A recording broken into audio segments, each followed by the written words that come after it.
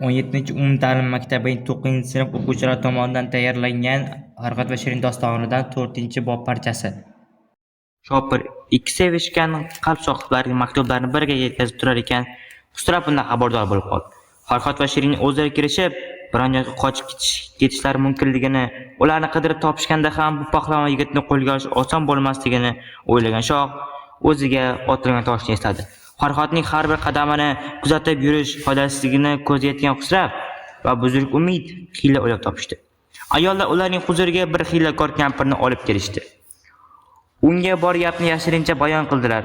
Hadsiz hisobsiz mukofotni va'da qilib, Farhod tomon jo'natdilar. Bu makkori bir necha kun mobaynida dasht vodilarni o'tib, Farhodning manzilgohi bo'lgan tog' oldiga yetib bordi. Uni ko'rgan Farhod darrov o'rnidan turib salom berdi-da, bu tomonlarga kirishda maqsad nima ekanligini so'radi. Kampir: Men el yurtimdan voz kechgan zaif, xastajon bir odamman. 10-15 yildan beri bir xilvat joyda yashab, tavot ibodat bilan mashg'ul edim. Jahondagi biron kishi bilan ishim yo'q. Tangridan o'zga bir kishim ham yo'q edi. Arman mulkidan tinchlik, omonlik bo'lganidek mening holim ham xotirjam edi. Parvez otliq bir shoh kelib, elning tinchligini buzdi. Sen bu haqda eshitgan bo'lsang kerak, elning ahvoli ham, mening hayotim ham o'zgarib ketdi. U yerda tavot ibodat qilish qiyin bo'lib qoldi. Shunda kechiktirmay eldan yiroqroq bir yerda yashay umrim ham oz qoldi. O'lsam o'sha makondagi g'or menda go'r bo'ladi deb o'ylab, bu tomonga yo'l oldim. Tog'da kezib yurib, shu manzilda yoqtirib qoldim. O'zim tog' ichida tirik bo'lsam ham umrimdan qo'limni yuvib qo'yganman. Odamzod vafosiz uni eslashdan foyda yo'q, dedi. Bu so'zlarni eshitgan Farhod xursand bo'lib, uning oldidagi tuproqni, keyin oyog'ini o'pdi-da: Vafosizlik jahon ahlining otati. Biron ish seni xafa qilgan ko'rinadi. Arman diyoridagi ahvol tufayli ko'ngling g'ubor topdimi? deb so'radi. Makkora: Ey o'g'lim, gaplaring rost. Mamlakatda omonlik ketib, o'rnini yomonlik egallagan. Mehmonbonu bilan Xusrav yarashib, o'zaro yaqin bo'lib olishdi. Xusrav nikoh ishini oraga solgan edi. Malika ham rozi bo'la qoldi. Katta to'y bo'lib, mamlakat u taxt mas'ala ostida qoldi. Solih odamlar shaharni tark etib, har yoqda zoru sargardon bo'lib yurishdi. Shirin esa juda g'amgin bo'lib, faryod chekib o'zini o'ldirdi. Ba'zilar zahar ichgandir deyishibdi. Uning Farhod degan bir dardman sevgilisi bor ekan. O'sha yigitdan ayrilganiga chiday olmay, uning ishqi bilan bu olamdan ko'zini yumdi. O'lim oldida ham Farhod nomi uning tilida ekan, dedi. Ushbu so'zlarni aytar ekan, og'zidan vodarik degan iboralar to'xtamay chiqadi. Bu afsonani eshitgan Farhodning ko'ksi yuztiq urilganday bo'ldi. Makkoron kampirning hiylakorlik bilan aytilgan so'zlarni eshitib, bag'ri pora bo'ldi. Farhod tog' ichida faryod chekib borar ekan, holsizlanib yiqildi. Turishga bir necha bor harakat qildi-yu, har safar yiqilaverdi. So'ng qattiq tosh ustiga talpinib tushib, boshini toshlarga ura boshladi. Ajal ko'ksini pora qilgan bu bechora yigitning ahvolini ko'rib turgan vodiy tog'lar zor yig'ladi. Jismini yaralar qip-qizil gullarni eslatardi. Atrofidagi gullar esa o'tlarga o'xshardi. U Farhod umritiga borayotganini sezgach, otasi bilan onasini ko'z oldiga keltirib, Saboga xitob qildi.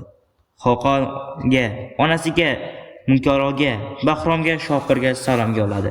Mudhish xabarni eshitgan shahar ahli zor-zor yig'lar ekan, Xusrav ham Shirin ham eshitdi. Shoh o'z raqibidan qutulganligi uchun shod bo'lsa ham, uning taqdirining undan o'ch olishini o'ylab ham chekardi.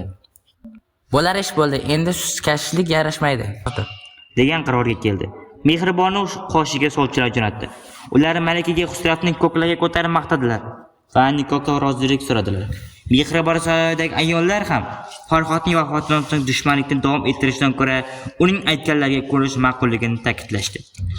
Mazlum Farhod o'limidan xabar topgan, unga onalardek aza ochgan malika Mehribonu Shirin ahvolini o'ylardi. Jiyanning necha bor zahar ichmoqchi bo'lganini, uning atrofidagi odamlar bilib qolib, unga imkon bermagani, o'zini kuydirmoqchi bo'lganda ham odamlar bunga yo'l qo'ymagani, malika qo'ygan mulozimlar va kanadiklar doim hushyor turib, Shirinning hayotini asrashayotgani unga ayon edi. Shu payt qo'rg'ondagi bor oziq-ovqat tugab, xalq mehribonidan norozi bo'la boshlagan. Mamlakatning eng ulug' kishilari malikaga elning sillasini qurib, toqqa toq bo'layotgani, Hatto shahar darvozasini dushman qo'shiniga ochib berishga tayyor ekanini aytishgan edi. Bu gaplarni eshitgan Mehribonu Shirin oldiga keldi-da, unga xalq ichidagi noroziligini so'zlab berdi. Shirinning ruxsatini olgan malika Xusrav elchilarga nikoh uchun roziligini aytdi. Lekin qamal paytida qiyinchiliklar, hozirgi issiq kunlar tufayli Shirinning sog'lig'i yaxshi emasligini, shuning uchun biroz xushhavo joyda dam olib, o'ziga kelishi lozimligini ham ta'kidladi. Shundan keyin darvozalar ochilib, Xusrav qo'shin shahar ichiga kirdi. Shirin o'z qal'asidan chiqib tog'dagi qasr sari yo'l olar ekan, Xusrav sipohlarining barchasi uni tomosha qilishga chiqqandi. Ularning orasida shahzoda ham bo'lib, otasini uncha yoqtirmas. Xusrav o'z o'g'lining ko'ngliga qaramaganidek, o'g'liga ham shohning fe'l-atvori ma'qul emasdi. Shirin borayotgan Gulgun Gajavaga mahliyo bo'lib boqar ekan, qanday tadbir bilan Shirin visoliga yetishishi mumkinligini o'ylagan shahzoda otasini o'ldirish bilan bu orzusiga erishishga bel bog'ladi. Shunday xayollar bilan o'ziga yaqin kishilarga yashirincha va'dalar berib, Xusravning qarindosh va amaldorlarini ham o'ziga qaratib oldi. Xusravning haddan oshgan zulmidan bezor bo'lgan saroy ahli Shiruyaga qasamyod qilib, Xusravni zindonga tashladilar. Ko'p o'tmay Shiruyaning buyrug'iga ko'ra zolim shoh qatl etildi. Taxtga chiqib, boshiga toj kiygan Shiruya bo'lib o'tgan bu voqeani Mehribonga so'zlab berib, Shiringa o'zi uylanmoqchi ekanini izhor qildi. Malika uning sog'lig'i yomonligini aytib, sog'ayganida o'zi bilganicha ish qilishi mumkinligini ta'kidladi. Johil Shiruya Shiringa maktub yo'lladi. Shiruyaning bu dag'al so'zlaridan g'amga to'lgan Shirin Uni ko'rishdan menga o'lim yaxshiroqdir deb fikr qilar ekan, shoh so'zlarini o'ziga yetkazgan saroy ayoniga duodan so'ng mana bu so'zlarimni unga bayon qil. Qizodan kelgan har bir ishga rozi bo'lmay ilojim yo'q. Xusravni o'ldirish qazo hukmi bo'lsa, sen nima ham qila olarding? Tangridan bergan aql bilan ish tutganda sening so'zlaringga e'tiroz bildirish xato bo'lar edi. Sen meni sevib qolganing kabi menga Farhodning ham ishqi tushganda. Otangning adolatsizligi bilan vafot etgan Farhod barcha ishq ahlining yo'l boshchisi edi. U mening ishqimdagi jonimni qurbon qildi. Undan ayrilib o'zimni chala so'yilgan qushdek his qilyapman. Mening bedorligim uning g'amidandir. Ishqimda o'shandek olam yagonasi ko'z yumdi. Unga aza tutmasam, ko'nglim xotirjam bo'la oladimi?